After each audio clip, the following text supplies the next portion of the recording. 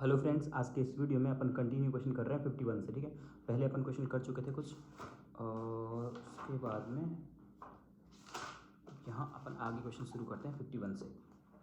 51 number जो question है, थोड़ा सा जूम कर लेता हूँ वीडियो को ताकि क्वेश्चन क्लियर दिखे आपको। इसका IUPAC नाम बताना अपने को। सिंपल अपने को यहाँ पे कोई फंक्शनल ग्रुप दिख नहीं रहा है, यहाँ एक सीधी सिंपल सी हाइड्रोकार्बन चेन है, तो इसको लॉन्गेस्ट चेन सेलेक्ट कर सकते हैं अपन लोग,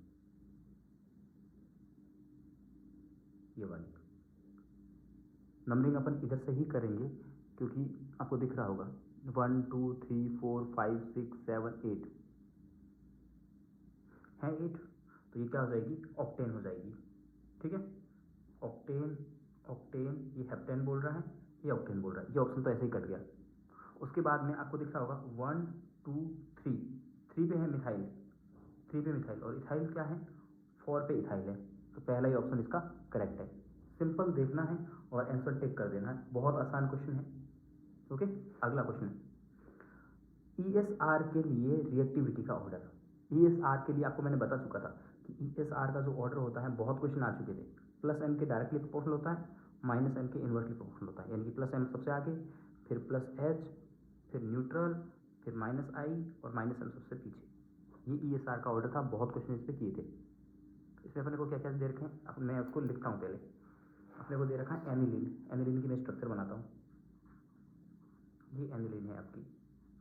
उसके बाद में क्या दे रखा है, एक बेंजीन, ये बेंजीन हो गया। उसके बाद क्या दिया है, नाइट्रोबेंजीन, 3 चीज़ें दी है नाइट्रोबेंजीन। ठीक है, अब देखिए NH2 के पास में है लोन पेयर, लोन पेयर वालों का लगता है +m, तो ये है +m वाला। बेंजीन बिल्कुल न्यूट्रल है, और इसमें NO2 में होता है मल्टीपल बॉन्ड, ऐसे होता है नाइट्रोजन की NO2 की स्ट्रक्चर। ठीक है, तो NO2 में मल्टीपल बॉन्ड, तो यहाँ लगेगा -m, तो यही इसका ऑर्डर हो जाएगा ESR का, सीधा सिंपल सा। तो 1 2 3, 1 2 and 3, 4th option. Okay, next question करते हैं अगला। एसिडिक स्ट्रेंथ का ऑर्डर बताना है अपने को। आपको पता है एक जनरल सा ऑर्डर होता है, जो ये मतलब एक बेसिक ऑर्डर होता है, आपको पता है कि कार्बोक्सिलिक एसिड सबसे ज़्यादा एसिडिक होता है। ठीक है, पानी और अल्कोहल में से पानी ज़्यादा एसिडिक होता है, तो पानी को आगे रखेंगे, अल्कोहल को पीछे रखेंगे। ये ऑप्शन हट गया और ये ऑप्शन भी हट गया। ठीक है, तो पानी आगे आ गया, फिर अल्कोहल आया, और फिर ये जो एल्काइन होता है ट्रिपल बॉन्ड वाला, वो कम एसिडिक होता है, तो सेकंड ऑप्शन इसका आंसर जाएगा। ये बेसिक सा ऑर्डर होता है, बहुत ज़्यादा कॉमन सा। अगला क्वेश्चन बोलता है इसके कितने आइसोमर बन सकते हैं। डाइफिनाइल मिथेन, मतलब 2 फिनाइल है, बीच में एक मिथेन है, तो इसके कितने आइसोमर बन सकते हैं। अब अगर है ना, क्या करेंगे, एक हाइड्रोजन को हटाना है और उसकी जगह क्लोरीन लगाना है। ठीक है, पहले अपने को ऐसी स्ट्रक्चर दे रखी है,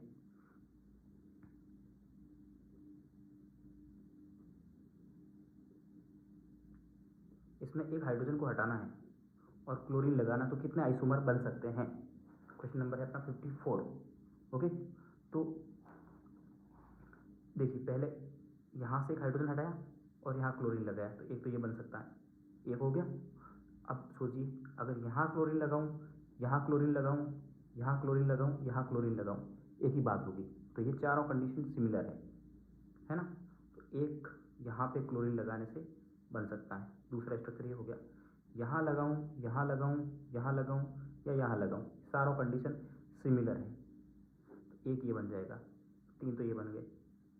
अब यहाँ 1 2 3 बॉन्ड पहले से बने हुए, और आपको पता है यहाँ डबल बॉन्ड होता है, तो यहाँ तो कोई हाइड्रोजन ही नहीं है, तो यहाँ हाइड्रोजन आप लगा नहीं सकते, इसके अंदर में डबल बॉन्ड है, स्ट्रक्चर ऐसी है ना।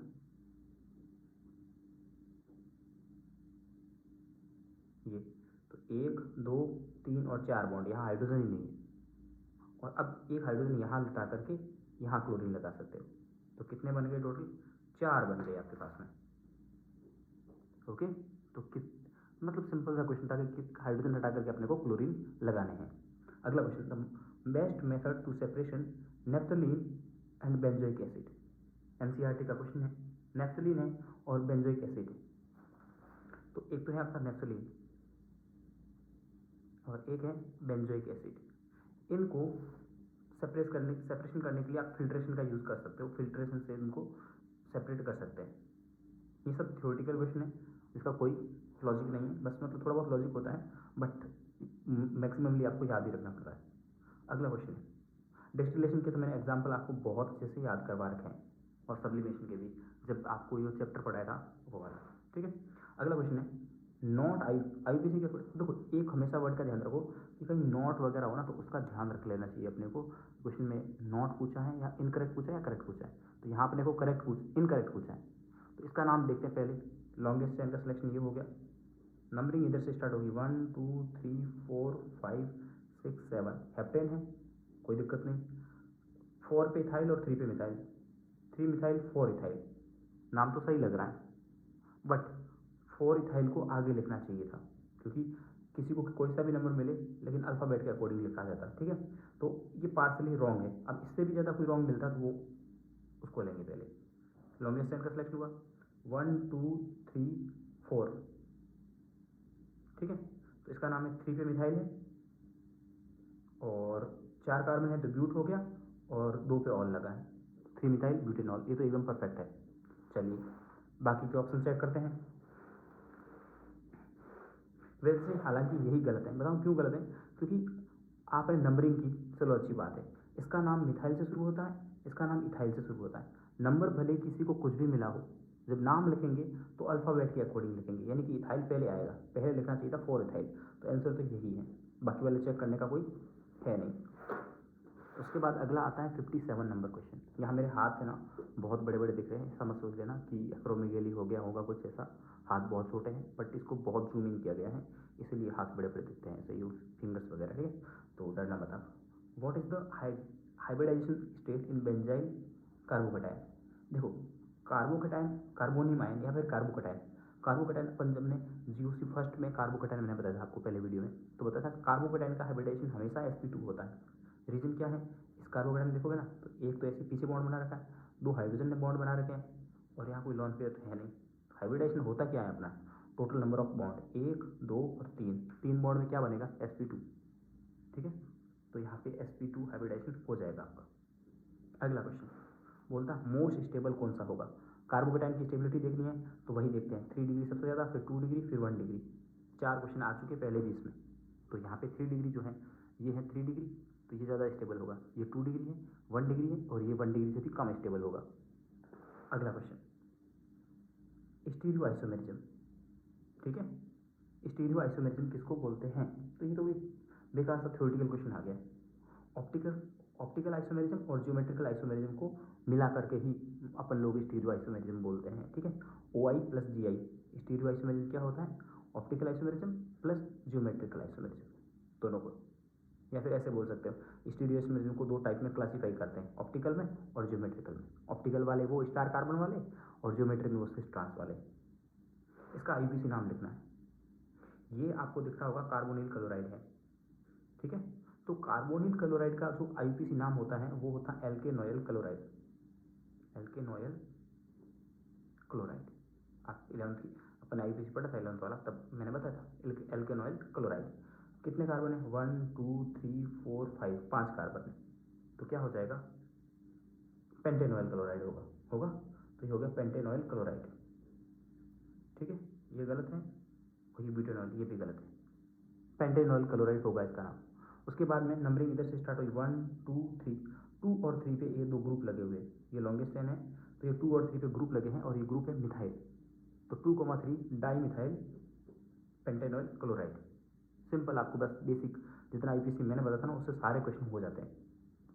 फिर से अलग से अगला क्वेश्चन ESR की रिएक्टिविटी आ गया, और जब अपन ESR की रिएक्टिविटी पढ़ते हैं तो अपने को पता है कि स्ट्रक्चर बनानी पड़ेगी अपने को। पहले मैं यहाँ स्ट्रक्चर बनाता हूँ, खाली जगह पढ़िए।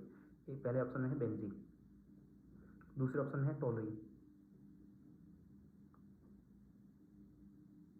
तीसरे ऑप्शन में है क्लोरोबेंजीन Cl और फिर बेंजीन, और यहाँ है फिनॉल OH। अब किस ग्रुप का क्या इफेक्ट लगेगा, बाकी ESR का ऑर्डर तो अपने को पता है, प्लस M वाले को आगे, माइनस M वाले को पीछे रखो, तो ये और OH के पास में है लॉन पेयर। ठीक है, हेलोजन का हमेशा -I ही लगता है, हालांकि हेलोजन के पास में लॉन पेयर होते हैं फिर भी -I लगता है, और इसके पास लॉन पेयर है, इसके लगेगा +M। इसका हाइड्रोजन का लगता है H इफेक्ट, और ये है न्यूट्रल, तो सबसे आगे आएंगे प्लस एम वाले, मतलब कि ये आपका फिनॉल वाला फोर्थ वाला सबसे आगे आएगा, ठीक है। उसके बाद आएगा प्लस एच वाला, मतलब कि सेकेंड वाला, ठीक है। उसके बाद आएगा न्यूट्रल फर्स्ट वाला, और फिर थर्ड वाला। ई एस आर का एक फिक्स, मतलब ये जितने भी क्वेश्चन है उसका एक फिक्स ही ऑर्डर है, उसका मैंने वीडियो बना रखा है ई एस आर वाला, आप जा करके मेरे यूट्यूब चैनल कोटाइट राहुल, उसमें प्ले लिस्ट बनी हुई है, और उसमें से जा करके देख सकते हैं। अगला है reactive species in the nitration. जब अपन किसी का नाइट्रेशन करते हैं, नाइट्रेशन एक इलेक्ट्रोफिलिक सब्स्टिट्यूशन रिएक्शन है, जब बताया था आपको एनसीईआरटी में भी मिल जाएगा कि अटैकिंग स्पीसीज कौन सी होती है। तो नाइट्रेशन क्या है, इलेक्ट्रोफिलिक सब्स्टिट्यूशन रिएक्शन है, तो उसमें इलेक्ट्रोफाइल अटैक करेगा। इलेक्ट्रोफाइल मतलब कि जिसके ऊपर में पॉजिटिव चार्ज हो, NO2+। बहुत आसान सा क्वेश्चन था, ठीक है। आगे बढ़ते हैं, अगला क्वेश्चन, इसका IUPAC नाम पूछा अपने को 63 में। लॉन्गेस्ट साइन का सिलेक्शन कर लेंगे, ये रही। नंबरिंग कहाँ से करोगे, ठीक है। तो नंबरिंग करने के लिए अपने को डबल बॉन्ड और ट्रिपल बॉन्ड में से डबल बॉन्ड को प्रायोरिटी देनी होती है, ये कल भी बताया था मैंने आपको पिछले वीडियो में भी। तो नंबरिंग 1 2 3 4, तो क्या हो गया, ब्यूट 1 पे तो ईन है, 1 पे क्या है, ईन है, और 3 पे क्या है, आइन है, मतलब कि 1 पे डबल बॉन्ड है और 3 पे ट्रिपल बॉन्ड है, तो 1 पे ईन और 3 पे आइन। ओके, पहला ऑप्शन आ गया। बस यही बात याद रखनी है, इस पर बहुत बार नीट में क्वेश्चन आया कि डबल बॉन्ड और ट्रिपल बॉन्ड में से डबल बॉन्ड को प्रायोरिटी देते हैं। Okay, which of the following compounds exhibit cis trans. Cis trans मतलब कि ज्योमेट्रिकल आइसोमेरिज्म कौन शो करेगा। ज्योमेट्रिकल आइसोमेरिज्म के लिए आपको इनकी स्ट्रक्चर बना के देखनी पड़ेगी। पहला है 2 ब्यूटेनॉल। ब्यूटेनॉल मतलब 4 कार्बन, 1 2 3 और 4, और 2 पे OH, बाकी हाइड्रोजन लगा के पूरी कर दो वैलेंसी। पहला ऑप्शन। दूसरा ऑप्शन क्या बोलता है आपसे, 2 ब्यूटीन, 1 2 और ये CH3 हाइड्रोजन, ये हाइड्रोजन और ये CH3। अब देखिए ये दिखा सकता है, जब दोनों हाइड्रोजन सेम डायरेक्शन में होंगे तो सिस होगा, ये सेकंड ऑप्शन वाला है ना, ये तो दिखाएगा। देखिए H और H, और ऐसे ऐसे तो रिप्रेजेंट करते हैं, और CH3 और CH3 सेम साइड में है तो सिस है, और अपोजिट कर दोगे, मतलब इसको अपोजिट कर दो घुमा के, हाइड्रोजन CH3, और ऊपर ले जाओ CH3 को, या हाइड्रोजन को, ये हो गया ट्रांस। तो GI शो करने के लिए क्या कंडीशन होती है कि मल्टीपल बॉन्ड होना चाहिए, और मल्टीपल बॉन्ड से जुड़े हुए दोनों ग्रुप अलग अलग होने चाहिए, ये ग्रुप अलग अलग होने चाहिए। बस क्या कंडीशन है, मल्टीपल बॉन्ड होना चाहिए, और मल्टीपल बॉन्ड के एल्कीन दिखाती है मेजरली अपने सिलेबस में जितना है, ठीक है, और उससे जुड़े हुए ग्रुप दोनों अलग अलग होने चाहिए, तो इसका आंसर चला जाएगा सेकंड ऑप्शन, ठीक है। ट्रिपल बॉन्ड वाला दिखा नहीं सकता, एल्कोहल दिखाते नहीं, बस एल्कीन दिखाती, इतना भी याद होता तो अपन तुरंत मार देते टिक। अगला है नॉट इलेक्ट्रोफिलिक इन नेचर। देखो इलेक्ट्रोफाइल में मैंने जब GOC फर्स्ट पढ़ाई तो क्या बोला था कि सारे के सारे एटम जिनके ऊपर पॉजिटिव चार्ज होते हैं इलेक्ट्रोफाइल होते हैं, एक्सेप्ट H3O+, NH4+, Na+ और K+, इन चारों को छोड़ करके सारे के सारे पॉजिटिव चार्ज वाले इलेक्ट्रोफाइल होते हैं। एक तो ये कंडीशन थी। दूसरी थी सारे के सारे लेविस एसिड जो होते हैं वो इलेक्ट्रोफाइल थे आपके, ठीक है। उसके अलावा कार्बिन और नाइट्रेन ये इलेक्ट्रोफाइल थे आपके। तो ये आ गया आपका H3O+, ये पॉजिटिव चार्ज है बट फिर भी इसका ये इलेक्ट्रोफाइल नहीं है। क्यों, क्योंकि इसका ऑक्टेट कंप्लीट है। रीजन मैंने आपको बता दिया, और आपको डायरेक्ट ये रटना है इलेक्ट्रोफाइल कौन कौन होते हैं, सारे पॉजिटिव चार्ज वाले H3O+, NH4+, Na+, K+ को छोड़ करके लेविस एसिड, कार्बिन और नाइट्रीन ये सारे इलेक्ट्रोफाइल्स माना जाते हैं। अगला इसका नाम बताना आपने को, फिर से वही बात है, ठीक है, एल्कीन का नाम बताना है। अब इसमें आप नंबरिंग कहाँ से करोगे, इधर से करोगे तो 1 2 पे डबल बॉन्ड आ रहा है, इधर से करोगे तो फिर डबल बॉन्ड 2 पे आ रहा है, मतलब कि डबल बॉन्ड तो बीच में आ गया। तो अब आप नंबरिंग इधर से कर दो 1 2,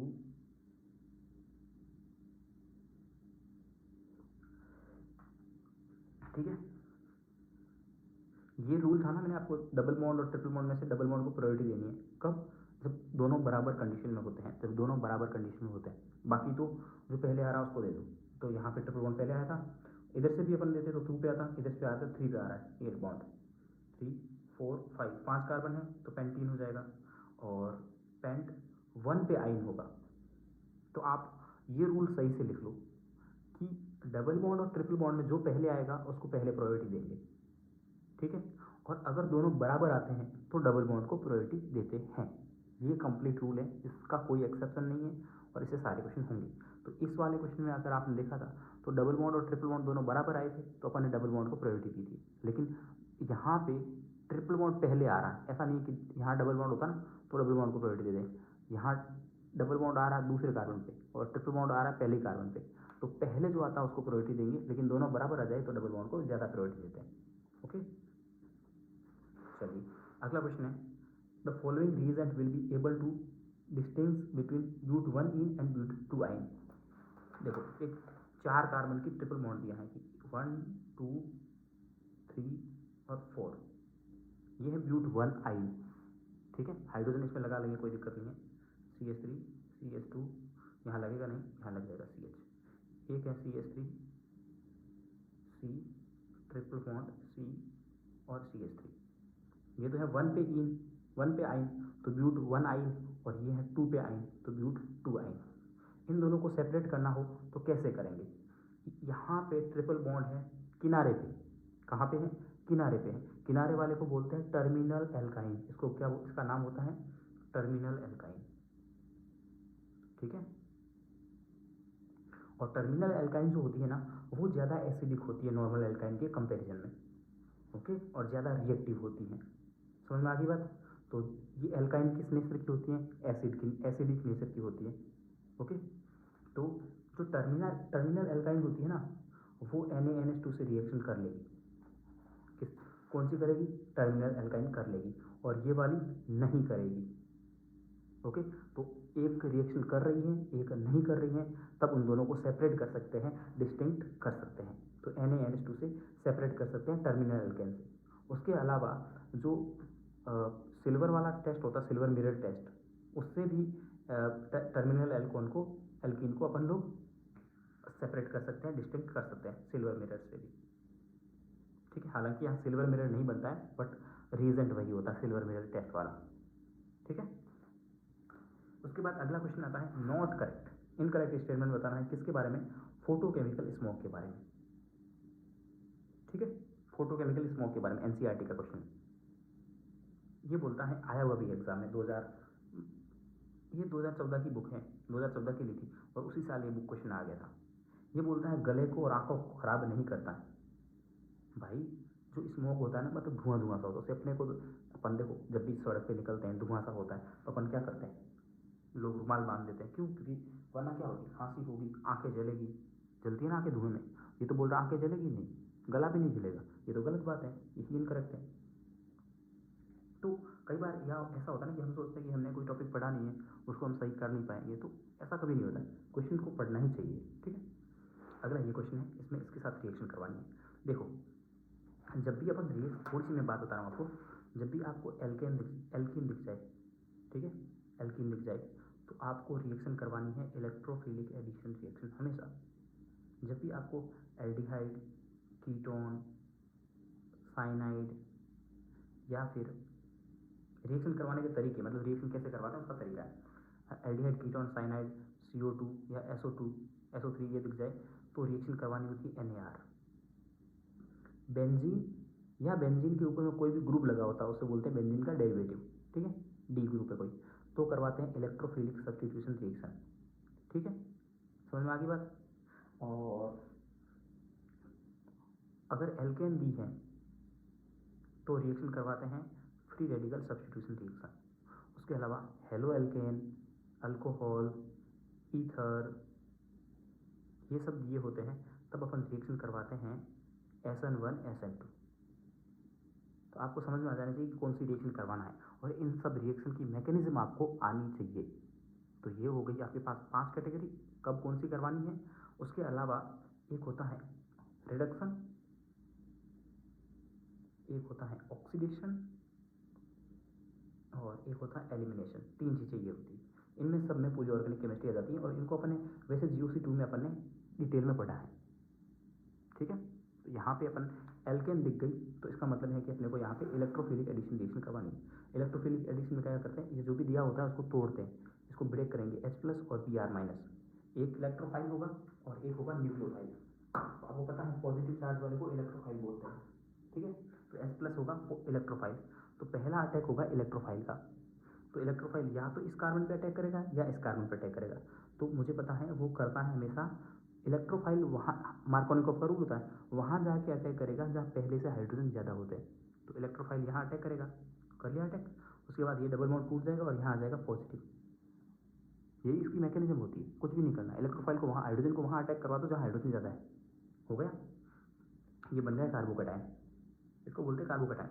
अब इस कार्बोकैटायन में एक और मैकेनिज्म होती है रीअरेंजमेंट की, रीअरेंजमेंट की। इतना बात समझ में आया आपको कि पहले आपको कुछ भी नहीं करना था, सिंपल आपको एल्कीन दिखी तो आपने इलेक्ट्रोफिलिक एडिशन रिएक्शन के बारे में सोच लिया। मैंने आपको बता दिया कि कब क्या सोचना है, तो ये बात आपको माइंड में रहनी चाहिए, ये इसको लिख लो आप,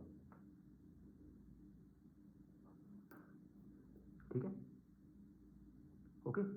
इन चीज़ों के बारे में लिख दो, इनके बारे में मैं अगला कभी क्वेश्चन आएगा तो इनको भी मैं डिटेल में एक्सप्लेन कर दूंगा। अब इलेक्ट्रोफिलिक एडिशन रिएक्शन की मैकेनिज्म मैं आपको यहीं समझा रहा हूँ, और पहले भी समझा चुका हूँ और यहाँ पे भी समझा चुका हूँ, समझा रहा हूँ कैसे करना है, ठीक है। तो पहले अपन ने H+ और Br- को तोड़ दिया, उसके बाद में इलेक्ट्रोफाइल हाइड्रोजन है उसको वहाँ अटैक कराओ जहाँ पहले से हाइड्रोजन ज़्यादा थे। अब ये बनेगा कार्बोकैटायन, इलेक्ट्रोफिलिक एडिशन रिएक्शन में इंटरमीडिएट कार्बोकैटायन बनता है। उसके बाद में Br- अटैक करेगा, पर यहाँ पे रीअरेंजमेंट हो सकता है, ये 2 डिग्री है और ये पॉजिटिव यहाँ जा सकता है। अगर यहाँ गया तो ये 3 डिग्री हो जाएगा और ज़्यादा स्टेबल हो जाएगा। तो अगर स्टेबिलिटी बढ़ती है, रीअरेंजमेंट कब करवाता है, हमेशा रीअरेंजमेंट नहीं करवाना होता है, ठीक है। अगर स्टेबिलिटी बढ़ रही हो तो ही उस कंडीशन में ही रीअरेंजमेंट करवाते हैं अपन। तो यहाँ स्टेबिलिटी बढ़ जाएगी तो मैं पॉजिटिव चार्ज को यहाँ चिपका दूंगा, तो ये पॉजिटिव चार्ज का रीअरेंज हो जाएगा। तो पॉजिटिव चार्ज जाएगा यहाँ पे, कोई दिक्कत, यहाँ आ जाएगा पॉजिटिव चार्ज, और अब पॉजिटिव चार्ज यहाँ से हट करके यहाँ चला गया। अब ये Br- अटैक कर लेगा तो यहाँ पॉजिटिव चार्ज की जगह Br लग जाएगा। पूरी बात समझ में आई आपको, कैसे समझाया मैंने, ओके। तो ये बन गया आपका फाइनल प्रोडक्ट, इस CH3 के ऊपर Br लगा हुआ, जिसमें होगा वो आंसर करेक्ट होगा, ये वाला ऑप्शन। ये एग्जाम में आया हुआ क्वेश्चन है, NCERT के तो है, मैकेनिज्म समझा दिया आपको, ठीक है। अगला क्वेश्चन है, ये एक एल्कीन दी है, रिएक्शन कर रहा है किसके साथ में, B2S6 के साथ में, ऑक्सीडेशन विद, अब ये ऑक्सीडेशन, अब ये आप सोचो कि एल्कीन दी है तो मैं सोच लूँ कि सीधा इलेक्ट्रोफिलिक एडिशन रिएक्शन के बारे में, नहीं। तो मैंने आपको बताया भी था कि एक इलेक्ट्रोफिलिक एडिशन रिएक्शन होगी, न्यूक्लियोफिलिक एडिशन रिएक्शन होगी, इलेक्ट्रोफिलिक सब्स्टिट्यूशन रिएक्शन होगी, फ्री रेडिकल सब्स्टिट्यूशन रिएक्शन होगी, साथ में SN1 SN2 भी बोला, और साथ में ये भी बोला रिडक्शन, ऑक्सीडेशन और एलिमिनेशन भी। तो यहाँ साफ ऑक्सीडेशन का बोल रहा है B2S6 के साथ में, ठीक है। तो वैसे ये वाला जो चीज़ है ना, आपको NCERT में दिया है एल्कोहल वाले चैप्टर में, हाइड्रोबोरोडेशन ऑक्सीडेशन के नाम से, याद करो, हाइड्रोबोरोडेशन ऑक्सीडेशन। उसमें एल्कीन के साथ में रिएक्शन कराते हैं B2S6 की, तो 1 डिग्री अल्कोहल बनता है, कैसा, 1 डिग्री अल्कोहल बनता है, याद करो, हाइड्रोबोरोडेशन ऑक्सीडेशन। एक बार आप जब भी पढ़ने आओ NCERT ओपन कर लिया करो साथ में दोनों, तो मैं आपको बताता रहूँगा। तो वहाँ पे क्या होता है, 3 मोल लेते हैं, कितने मोल वो भी याद रखो, 3 मोल लेते हैं एल्किल के, एल्केन के, ठीक है। उसमें याद क्या क्या रखना है कि 3 मोल लेने हैं एल्केन के, एक तो ये बात याद रखनी है। इंटरमीडिएट क्या बनेगा वहाँ पे वो भी लिखा है, try alkyl borane, try alkyl borane, borane या बोरेट जो भी है आप देख लीजिए, वो बनेगा। और उसके बाद में प्रोडक्ट क्या बनेगा, एंड प्रोडक्ट वो बनेगा 1 डिग्री अल्कोहल। आगे आंसर, ओके। अगला क्वेश्चन बोलता है हेलोजिनेशन, देखो बेंजीन के ऊपर में या फिर क्लोरीनेशन करवाते हैं बेंजीन का, तब इलेक्ट्रोफाइल क्या होता है आपको पता है। जब हेलोजिनेशन करवाते हैं तो इलेक्ट्रोफाइल जो होता है वो वहाँ पे इलेक्ट्रोफाइल बनेगा। तो इलेक्ट्रोफाइल मतलब जिसके ऊपर में पॉजिटिव चार्ज हो, ये इलेक्ट्रोफाइल होता है, ठीक है। नाइट्रोजन में NO2+ था, देखो एक तो होता है नाइट्रेशन, वहाँ होता है NO2+, एक होता है सल्फोनेशन, वहाँ SO3 होता है, SO3+ नहीं होता है, ठीक है। हेलोजिनेशन में Cl+ होता है।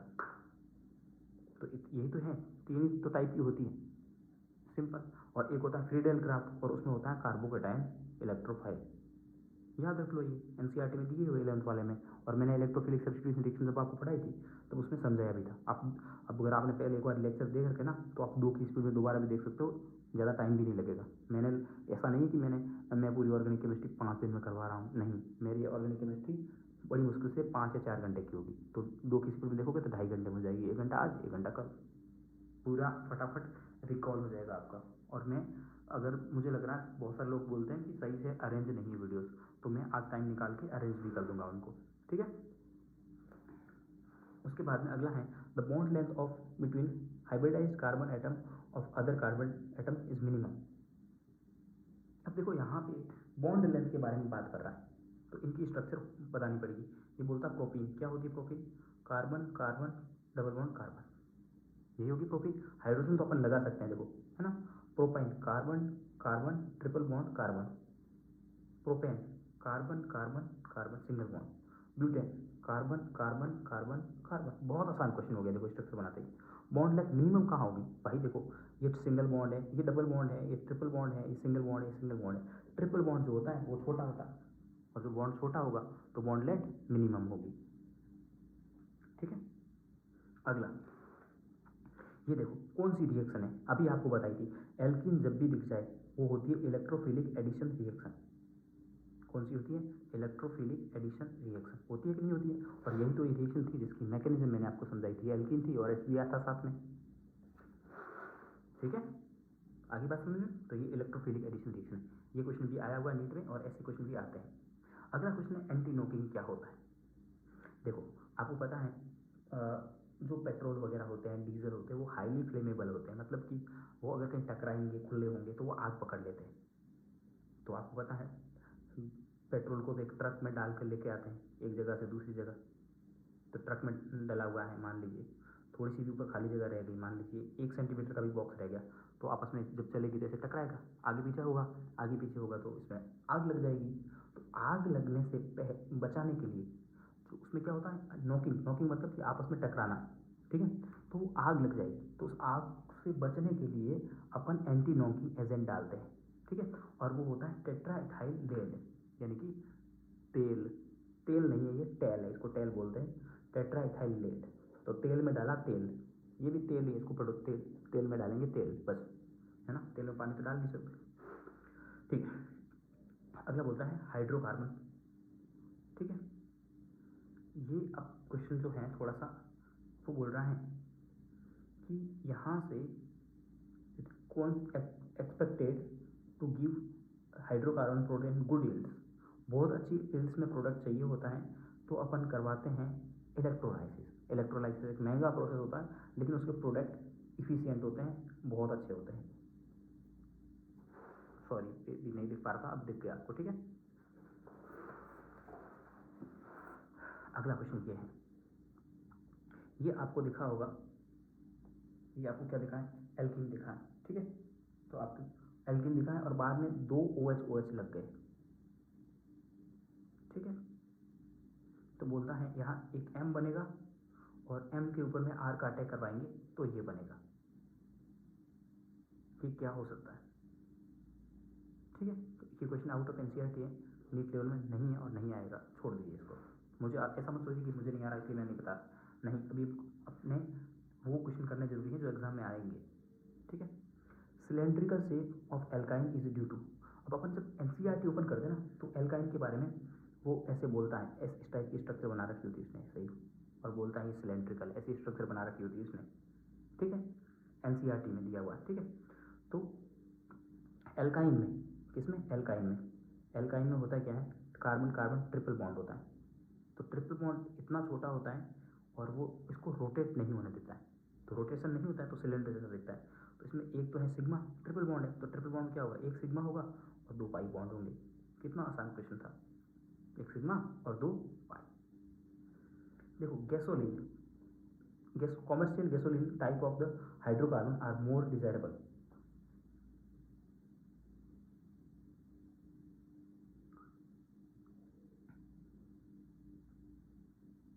देखो in the commercial gasoline, gasoline मतलब कि गैसेस मिक्सर होता है एक तरह से, जो मार्केट में जिस नाम से बिकता है हाइड्रोकार्बन। आपको पता है हाइड्रोकार्बन जो होते हैं वो बहुत अच्छे सोर्स होते हैं फ्यूल के, ठीक है। ऑक्टेन तो एक तरह से पेट्रोल ही है, ठीक है। डीजल पेट्रोल जो होते हैं ना वो ऑक्टेन और डिफरेंट टाइप के हाइड्रोकार्बन का मिक्सर होते हैं और कुछ भी नहीं होते, ओके। यहाँ पे अपने को बोल रहा है कि, और मीथेन आपको पता है खाना पकाने में काम आती है, तो हाइड्रोकार्बन सारे के सारे होते हैं अब वो अपने काम की चीज़ें। तो यहाँ पे अपने को पूछा है कि कॉमर्शियल गैसोलीन होता है वो क्या होती है, वो ब्रांच्ड हाइड्रोकार्बन होते हैं। हालांकि अब ये इसका कोई रोल नहीं रहा है इतना आउट ऑफ एनसीईआरटी, तो नहीं पूछेगा, फिर भी याद रखना gasoline is branched hydrocarbon. N butane को देखो, अब अपन आते हैं, अभी कल या परसों मैंने एक वीडियो डाला था, आपको पता होगा, कन्फर्मर आइसोमर, उस पर क्वेश्चन इस साल वो बहुत इंपॉर्टेंट है, इसलिए मैंने पूरा वीडियो बनाया था और वीडियो डाला था, कल या परसों वीडियो डाला था कॉन्फर्मेशनल आइसोमेरिज्म में।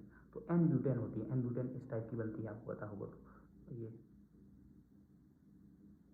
CH3 हाइड्रोजन और हाइड्रोजन, और जब ये दोनों CH3 अपोजिट डायरेक्शन में होते हैं ना, तब वो सबसे ज़्यादा स्टेबल था, आपको पता हो तो, था कि नहीं था, वो सबसे स्टेबल था ना। मच्छर बहुत भयंकर काट रहे हैं मुझे, बट वो सबसे ज़्यादा स्टेबल था, ठीक है। और इसको बोलते हैं स्टैगर्ड, या फिर इसको एंटी भी बोलते हैं या स्टैगर्ड भी बोलते हैं। ये इसका मोस्ट स्टेबल फॉर्म होता है, और ये एग्जाम में पूछा हुआ क्वेश्चन है और आपको पता भी है ये। अगला बोलता है नॉट, नॉट जरूरी है यहाँ पे, वो ध्यान देना जरूरी है कि अपने से करेक्ट पूछ रहा है या इनकरेक्ट पूछ रहा है। ओके,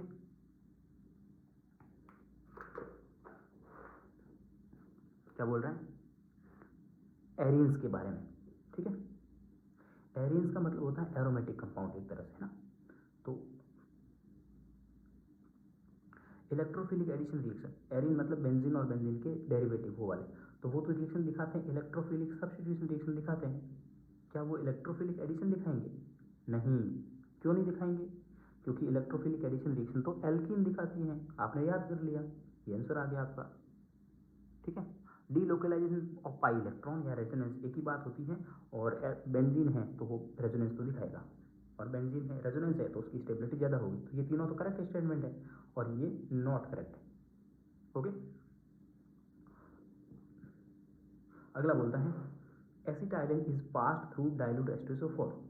एसिटाइलिन मतलब CH carbon triple bond CH, ये एसिटाइलिन होती है, सॉरी एसिटाइलिन मतलब CH ट्रिपल बॉन्ड CH, ये एसिटाइलिन है, ठीक है। एसिड का मतलब होता है एक कार्बन, ठीक है। अब इसकी रिएक्शन अपन H2SO4 के साथ करवाते हैं, प्रेजेंट ऑफ HgSO4, ये NCERT की रिएक्शन है, और ये क्वेश्चन आया है आपका 2018 में। मैं इसको करके दिखाता हूँ आपको, CH ट्रिपल बॉन्ड CH, और यहाँ दिया है डाइल्यूट H2SO4।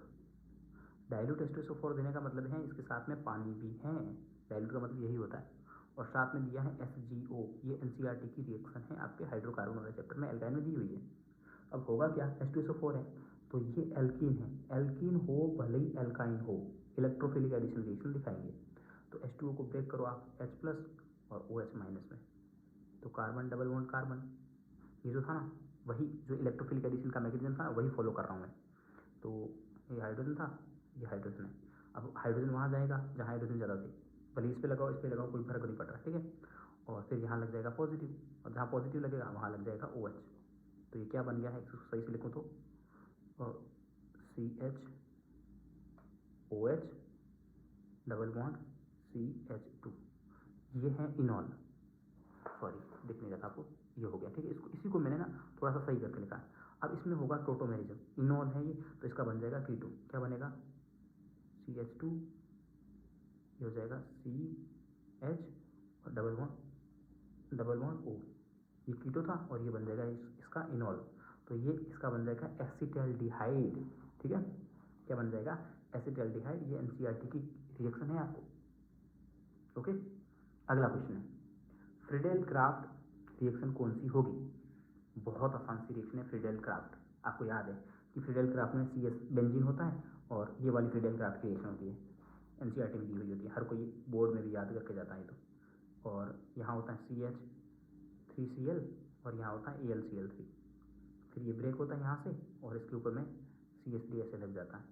मैंने इलेक्ट्रोफिलिक सब्स्टिट्यूशन रिएक्शन करवाई थी, तब ये रिएक्शन बहुत अच्छे से करवाई थी, एक पूरा वीडियो इसी पे है, पर यहाँ तो सीधा सिंपल सा ही पूछ लिया, बहुत आसान सा क्वेश्चन कि कौन सी है, तो ये रही। ओके, अगला गैमेक्सिन क्या होती है, ठीक है। तो यहाँ पे पेज पलट लेता हूँ मैं एक बार कॉपी का, फिर आपको दिखाता हूँ गैमेक्सिन।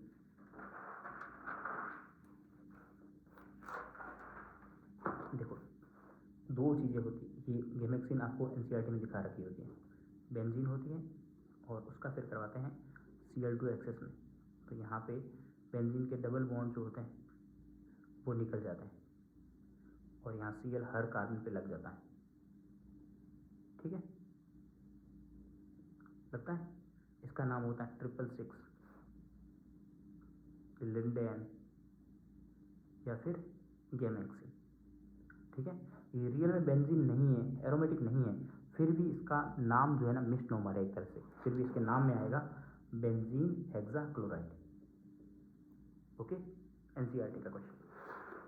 अगला क्वेश्चन क्या बोलता है आपने से, फ्रीडेल क्राफ्ट रिएक्शन कौन सी है, टोलुइन किससे बनेगी। टोलुइन तो अभी अपन ने, मैंने आपको बनाई तो थी, बना के दिखाई थी, जिसमें एक ये C6H6 मतलब बेंजीन, और बेंजीन के ऊपर में जब टोलुइन लगाना है तो आपको चाहिए यहाँ पे CH3Cl, एक ही क्लोरीन होना चाहिए और AlCl3, तब क्या होगा, ये Cl हटेगा और एक CH3 लग जाएगा। ओके, तो ये इससे टोलुइन बनेगी, एनसीईआरटी की तो रिएक्शन है। अगला क्वेश्चन है, 2 ब्यूटीन शो ज्योमेट्रिकल आइसोमेरिज्म। अब 2 ब्यूटीन अभी हमने पहले भी स्ट्रक्चर बनाई थी, कौन सी, ये वाली, कार्बन और कार्बन के बीच में डबल बॉन्ड और फिर यहाँ पे CH3, यहाँ CH3 और H और H, ये है 2 ब्यूटीन। ये सिस और ट्रांस दिखाती है, तो सिस ट्रांस क्यों दिखाती है, क्योंकि डबल बॉन्ड जो होता है ना, ठीक है, डबल बॉन्ड, इस डबल बॉन्ड की वजह से, तो डबल बॉन्ड के अलॉन्ग रोटेशन होता है, और रोटेशन, फ्री रोटेशन तो होगा नहीं, फ्री रोटेशन क्यों नहीं होगा, क्योंकि फ्री रोटेशन होता है सिर्फ और सिर्फ आपके किसमें, एल्केन में, सिंगल बॉन्ड में, तो यहाँ पे रोटेशन होगा, बट वो होगा रिस्ट्रक्शन रोटेशन, रिस्ट्रक्शन रोटेशन होगा, तो हाइड्रोजन, ये डबल बॉन्ड रोटेट नहीं होगा, तो ये हाइड्रोजन ऊपर चला जाएगा, ये नीचे आ जाएगा, तो अभी इसी से तो बाद में ट्रांस हो जाएगा, तो इसको बोलते हैं restricted rotation about double bond. Okay, अगला है, ये क्वेश्चन अभी आपको पता है 2022 में आया था कि नहीं आया था, ठीक है। डाईहाइड्रल एंगल कितना होता है, बहुत आसान से, मतलब ये बुक बहुत अच्छी है इसलिए मैं आपके लिए लेके आया हूँ। डाईहाइड्रल एंगल ऐसा होता है, मैंने आपको कन्फर्मेशन आइसोमेर का कल ही एक नया वीडियो दिया, उसमें मैंने समझाया कि डाईहाइड्रल एंगल क्या होता है। डाईहाइड्रल एंगल ऐसा होता है जिसमें अपन कन्फर्मर को एक स्टेबल फॉर्म से दूसरी स्टेबल फॉर्म में लेके जाते हैं, तो वो होता है 60 डिग्री। ओके, अगला रिएक्शन है alkene on ozone analysis. Ozone analysis का मतलब क्या होता है कि जैसे ये सारे प्रोडक्ट दिए ना, इसको अपन कट कर करके देखेंगे, ठीक है। ओजोन एनालिसिस का मतलब है कि जैसे मैं पहले वाले का ओजोन एनालिसिस करता हूँ, किसका ओजोन एनालिसिस करोगे तब ये दोनों प्रोडक्ट मिलेंगे, तो हर एक का ओजोन एनालिसिस करके देखना पड़ेगा अपने को, तो पहले का मैं करके दिखाता हूँ आपको। क्या है ये, CH3 CH2 CH double bond C और CH2 CH3 CH3। Ozone analysis कराओगे तो यहाँ से डबल बॉन्ड से काट दोगे, काटने के बाद में एक ऑक्सीजन इधर दे दो, एक ऑक्सीजन इधर दे दो, ये ओजोन एनालिसिस है, सबसे सिंपल। डबल बॉन्ड के से कट करो, एक ऑक्सीजन इधर दे दो, एक ऑक्सीजन इधर दे दो, CH3 CH2 CH। क्वेश्चन यही आएंगे, ज़्यादा हार्ड करने की कोई जरूरत नहीं है, ठीक है। प्लस ये आ गया,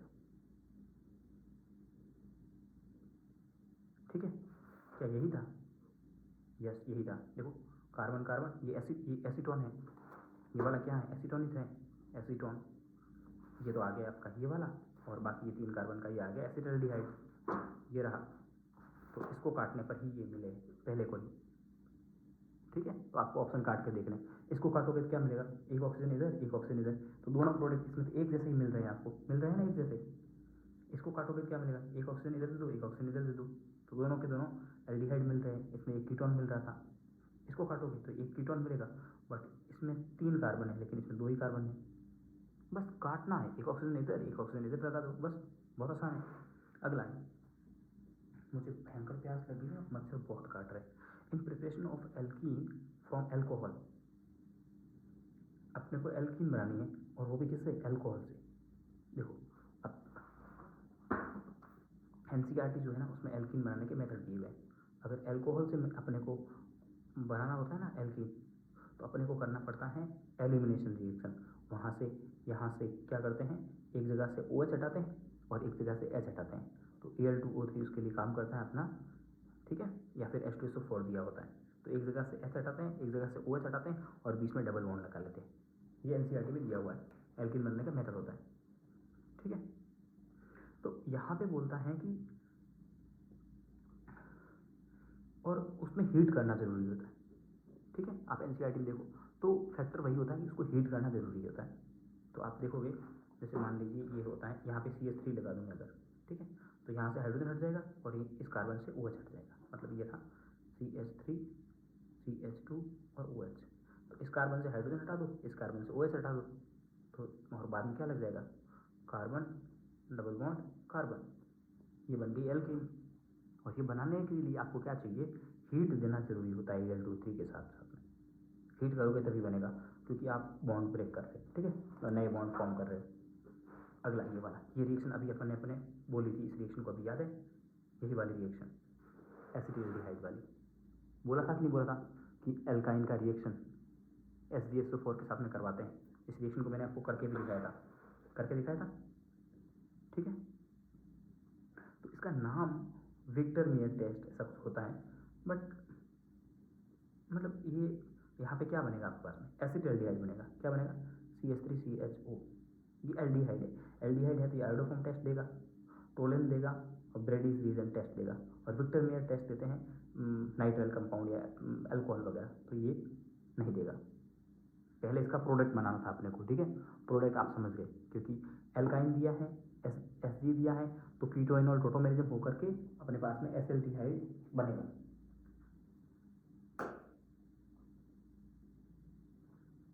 ठीक है, एसिटिल्डिहाइड बनेगा, और फिर उस एसिटिल्डिहाइड के बारे में अपने को स्टेटमेंट बताना था कि वो कौन सा टेस्ट देगा और कौन सा टेस्ट नहीं देगा। ओके, क्वेश्चन नंबर 90, ये बोलता है KMnO4, इस रिएक्शन को KMnO4 में प्रेजेंस में रिएक्शन करवाना है। देखो KMnO4 जब भी दिया होता है तो रिएक्शन बिल्कुल वैसी होती है जैसे ओजोनोलाइसिस होता है।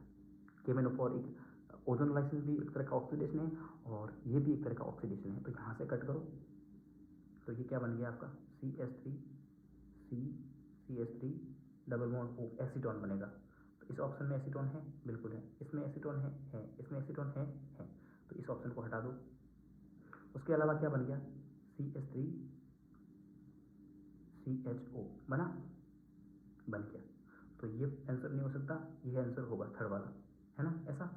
बट ऐसा होता है, KMnO4 दिया है ना, तो फिर फर्दर ऑक्सीडेशन होता है आगे, तो एसीटोन का फर्दर आगे ऑक्सीडेशन हो नहीं पाता है, बट इसका ऑक्सीडेशन हो जाता है, तो ये एल्डिहाइड आगे ऑक्सीडेशन होकर के एसिड में कन्वर्ट हो जाता है। आई बात समझ में। ओजोनोलाइसिस भी दो टाइप का होता है, एक होता है रिडक्टिव और एक होता है ऑक्सीडेटिव। रिडक्टिव में बनता है एल्डिहाइड और कीटोन, और ऑक्सीडेटिव में बनता है कीटोन और एसिड। तो ये KMnO4 जो होगा वो ऑक्सीडेटिव ओजोनोलाइसिस की तरह होगा, जिसमें एक कीटोन बनेगा और एक बनेगा एसिड। तो उसका आंसर अपन ने लगा लिया। अगला क्वेश्चन 91 बोलता है विच of the following faster catalyst hydrogen hydration. किसका मतलब क्वेश्चन क्या बोल रहा है आपने से, देखो which one of the following मतलब H2 के साथ में कौन सी रिएक्शन फास्ट में होगी। तो देखो जहाँ पे अटैक होने की रिएक्शन मतलब वो क्या बोलते हैं, हाइड्रोजन अटैक करना है तो क्राउडिंग जहाँ कम मिलेगी ना वहाँ अटैक ज़्यादा होता है। ये R ग्रुप बड़ा होता है, यहाँ दो बड़े बड़े ग्रुप हैं, तो यहाँ अटैक हाइड्रोजन नहीं कर पाएगा। इधर तो बड़े बड़े 4 ग्रुप हो गए, इधर बड़े बड़े 4 ग्रुप हो गए, इसमें यहाँ से इस साइड से अटैक आसानी से हो जाएगा इसका। बस क्राउडिंग देखनी थी, मतलब लॉजिक लेस, कोई लॉजिक नहीं है ऐसा इसका। इस टाइप का क्वेश्चन है, बकवास सा। अगला क्वेश्चन है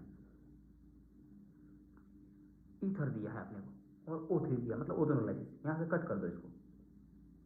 बट ट्रिपल बॉन्ड है, जब ट्रिपल बॉन्ड होता है ना तो सारे के सारे बॉन्ड कट नहीं होते। ऐसा नहीं होता कि एक ऑक्सीजन इसको दे दिया, एक ऑक्सीजन इसको दे दिया, नहीं। यहाँ से एक बॉन्ड, 3 बॉन्ड होते हैं, उसमें से एक बॉन्ड ही कटेगा, 2 बॉन्ड कट जाएंगे, एक बॉन्ड यहाँ रह जाएगा। उसके बाद एक डबल ऑक्सीजन इसको दे दो, एक ऑक्सीजन इसको दे दो। आई बात समझ में, आंसर तो पहले ही हो गया। तो ओजोनोलाइसिस 3 टाइप का था, मैंने वैसे हालांकि ओजोनोलाइसिस मार्क करवा रखा है, ठीक है, बट ओजोनोलाइसिस यहाँ पे कितने टाइप का, 3 टाइप का। सिंपली आपको पहले क्या करना है, मैंने GOC में ओजोनोलाइसिस भी करवा रखा है, सिंपली आपको कट कर देना है और बता देना है कि ट्रिपल जब डबल बॉन्ड होगा तब उसको काट देना, एक होगा ऑक्सीडेटिव और एक होगा रिडक्टिव। रिडक्टिव कैसे पहचानोगे, जिंक दिया है तो रिडक्टिव होगा।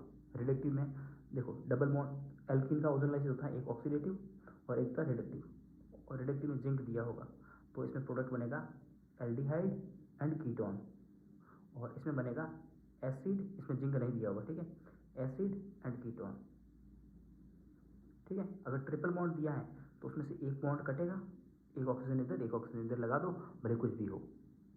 ओके, अगला क्वेश्चन, ये दिया आपने को एल्काइन, एल्कीन दिया हो, एल्काइन दिया हो, अपने दिमाग में एक ही रिएक्शन आती है, इलेक्ट्रोफिलिक एडिशन रिएक्शन।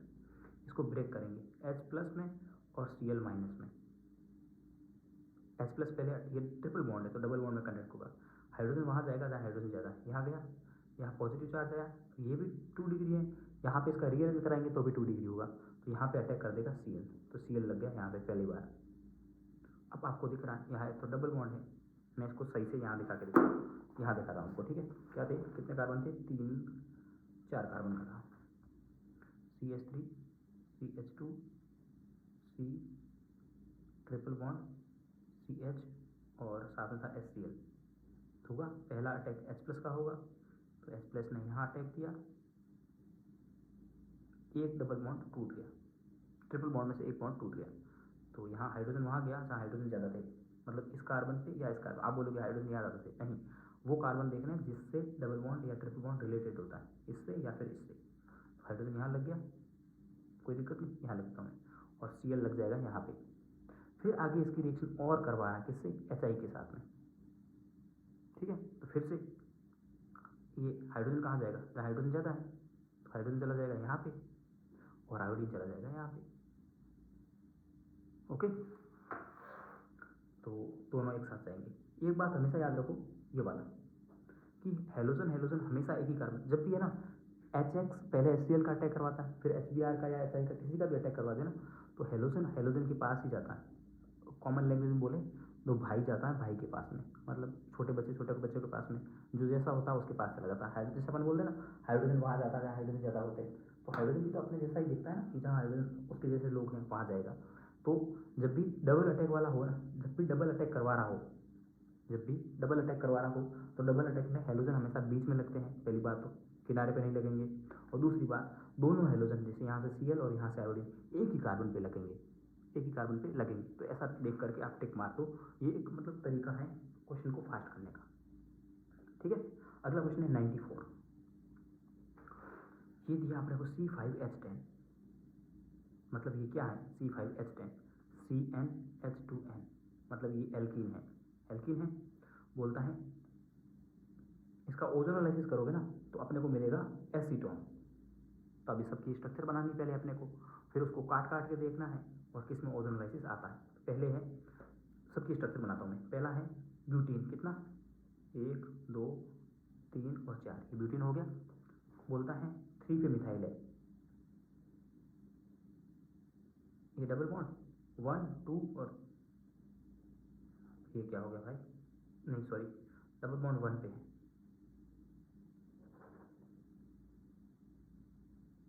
ठीक है, और CH3 इस पे CH3, तो इसको काटोगे तो इससे क्या एसीटोन मिलेगा क्या, एक ऑक्सीजन इधर देखा, एक ऑक्सीजन इधर, तो इस पर एसीटोन नहीं मिल रहा है, पहले से एसीटोन नहीं मिल रहा, आप बनी खुद बना के देख लो। अगला साइक्लोपेंटेन, पेंटेन, साइक्लोपेंटेन, ये तो एल्केन है तो ये तो दिखाएगा नहीं। अगला है 2 मिथाइल ब्यूट 1 इन, इसका देखते हैं फोर्थ वाले का, ठीक है, 2 मिथाइल ब्यूट 2 इन, ब्यूट है, 2 पे इन है और 2 पे ही मिथाइल लगाना आपको, ठीक है। काटोगे यहाँ से, एक ऑक्सीजन इधर एक ऑक्सीजन इधर, तो ये क्या बन गया, ये कार्बन कार्बन कार्बन, और ये देखो एसीटोन बना कि नहीं बना, इसमें एसीटोन बन रहा है, प्लस साथ में क्या बन रहा है, कार्बन कार्बन और डबल बॉन्ड O, ये बन जाएगा आपका एसिटाल्डिहाइड। तो ऐसे ही चेक करना काट करके, हार्ड क्वेश्चन नहीं है सारे। ओके, अगला क्वेश्चन है one of the following which does not observe anti Markovnikov rule addition of HBr, 95 number question. इन सब की आप स्ट्रक्चर बनाओगे आपको, ठीक है। तो एंटी मार्कोनिकॉफ वो दिखाते हैं जो अनसिमेट्रिकल होते हैं, ये बोल रहा है कि नॉट ऑब्जर्व मतलब नहीं दिखाएगा। एंटी मार्कोनिकॉफ कौन दिखाते हैं, जो अनसिमेट्रिकल होते हैं, NCERT साफ लिखती है, हम इनकी सबकी स्ट्रक्चर बनाओ। तो आपको देखो मैं सबकी स्ट्रक्चर बना के दिखाता हूँ, आप तो बार बार बोलते हो कि आप ही बना दो। पेंट टू इन 1 2 3 4 5 और 2 पे इन। ये तो अनसिमेट्रिकल है, तो ये तो दिखाएगा। अनसिमेट्रिकल कैसे? इसको बीचों में इसमें काट नहीं सकते बरोबर। अब अगर यहाँ से काटोगे ना, 3 कार्बन इधर रह गए, 2 कार्बन इधर रह गए, अनसिमेट्रिकल है। और जो अनसिमेट्रिकल होगा वो एंटी मार्कोनिकॉफ रूल दिखाएगा। अगला है प्रोपीन 1 2 3 और ये भी अनसिमेट्रिकल है। देखो इधर से काटो इधर से काटो, अलग अलग हो गया, तो ये भी दिखाएगा। अगला है ब्यूट 2 इन 1 2 3 और 4 और ये बीच में डबल बॉन्ड, इसको काटा तो ये तो सिमेट्रिकल होगा, जैसा इधर वैसा इधर, तो सिमेट्रिकल होगा वो एंटी मार्कोनिकॉफ रूल नहीं दिखाएगा। एनसीईआरटी साफ बोलती है। एंड अनसिमेट्रिकल एल्कीन जो होती है वो HBr पर ऑक्साइड की प्रेजेंस में एंटी मार्कोनिकॉफ रूल दिखाती है। मैंने कंसेप्ट सिखाया आपको, एनसीईआरटी की लैंग्वेज बताई और क्वेश्चन करवा दिया। हर किसी में यही कर रहा हूँ। और देखा आपको कोई भी क्वेश्चन आउट ऑफ एनसीईआरटी नहीं करवाया है, जो भी था आउट ऑफ क्वेश्चन एनसीईआरटी उसको हटा दिया था एक आध को, और एक आध क्वेश्चन था वो करवाया था। अगला है बेंजीन रिएक्ट्स विथ।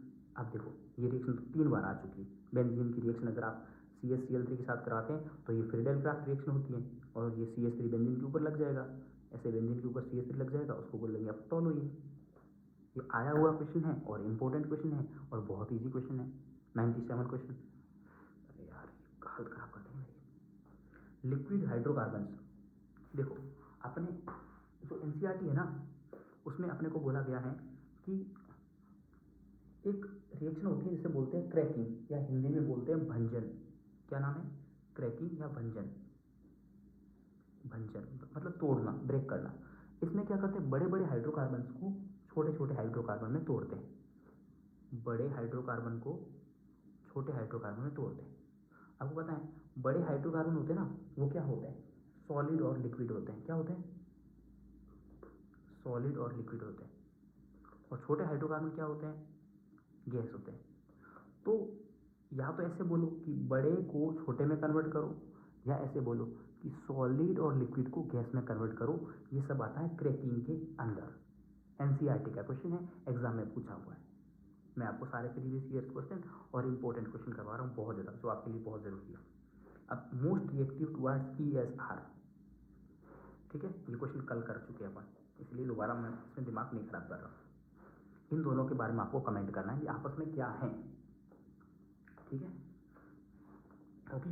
अगला है गिवन, ये क्या है, ये देखो इसमें क्या, ये क्या चीज़ें हैं, आप खुद एक बार इसको ध्यान से देखो और ऑब्जर्व करो और ऑप्शन की तरफ देखो।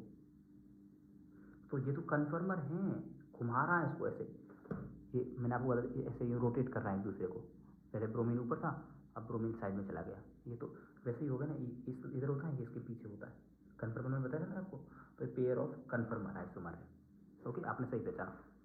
अब बता रहा है एन ब्यूटेन का मोस्ट स्टेबल। अभी आपको पहले भी क्वेश्चन आया था कि जब एन ब्यूटेन में ये दोनों CH3 अपोजिट होते हैं, जब अपोजिट होते हैं ना तब मोस्ट स्टेबल होता है, उसको स्टैगर्ड या फिर एंटी वाला बोलते हैं। 100 क्वेश्चन हो गए आपके, रोज़ के 1 मिनट 50 मिनट का वीडियो आते हैं, उसमें 50 क्वेश्चन सॉल्व करवा दे रहा हूँ मैं, सारे प्रीवियस ईयर्स और मोस्ट इंपॉर्टेंट क्वेश्चन हैं आपके लिए। क्योंकि मैंने इसको उस टाइम पहले नहीं करवाया था क्वेश्चन को, मुझे पता था कि पहले करवाऊंगा तो फिर इसका कोई वैल्यू नहीं रहेगा, लेकिन अब भी बहुत वैल्यू है इन क्वेश्चन का। देखो ओके, कल और मिलते हैं 50 क्वेश्चन के साथ में। तो आप ऑर्गेनिक के 50 क्वेश्चन ये कर ली, मैं करवा रहा हूँ, 50 खुद कर लो, रोज़ के 100 क्वेश्चन हो जाएंगे। और क्या चाहिए आपको?